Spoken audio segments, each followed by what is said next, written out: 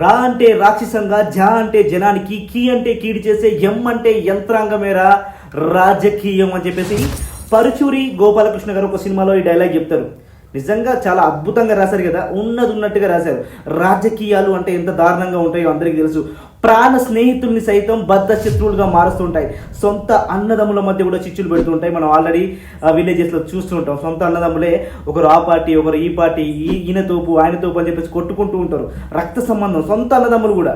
So ఇప్పుడు జరిగిన ఈ సంఘటన, ఈ దుర్ఘటన మాత్రం మరీ చాలా అసలు బాధాకరమైన సంఘటన. ఇది జరిగింది ఎక్కడంటే, ఇది నల్గొండ డిస్టిక్ ఏపూరు అని చెప్పేసి ఒక విలేజ్లో అనమాట.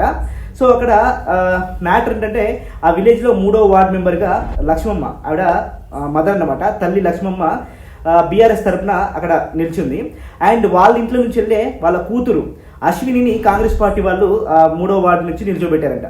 ఒక ఇంట్లో నుంచి వెళ్ళే తల్లి కూతుర్లు, ఒకరేమో బీఆర్ఎస్, ఒకరేమో కాంగ్రెస్ పార్టీ తరఫున నిల్చున్నారంట. ఇంకా అఫ్కోర్స్ మరి ఒక్కింట్లో కన్న కూతురు అండ్ కన్న తల్లి వాళ్ళిద్దరు నిల్చున్నారంటే వాళ్ళిద్దరి మధ్య గొడవలు అవుతుంటాయి కదా, ఇష్యూస్ జరుగుతాయి కదా.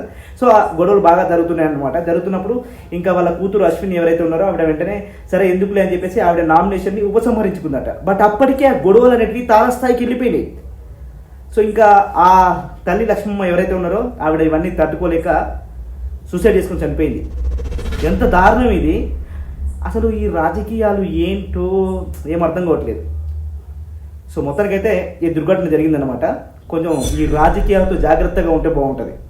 దీంట్లో ఎవరిది అంటే రాజకీయాలు ఎవరు చేయాలి తెలుసా? ఈ పావులు కదపడం అని చెప్పేసి అంటుంటారు కదా, అలాంటి టైప్ వాళ్ళు, కన్నింగ్ మెంటాలిటీ ఉన్నవాళ్ళు, సంథింగ్ అంటే జనాల్ని పోర్ట్రేట్ చేసేవాళ్ళు, వాళ్ళ మాటలతో మాయ చేసేవాళ్ళు, ఇలాంటి వాళ్ళకు రాజకీయాలు సెట్ అవుతాయి. కొంచెం అమాయకంగా ఉండడం, మంచిగా ఉండడం, సొసైటీకి మంచి చేస్తా అనుకున్న వాళ్ళకు రాజకీయాలు సెట్ కావు. ప్రజెంట్ ఉన్న రాజకీయాలు అసలు సెట్ కావు.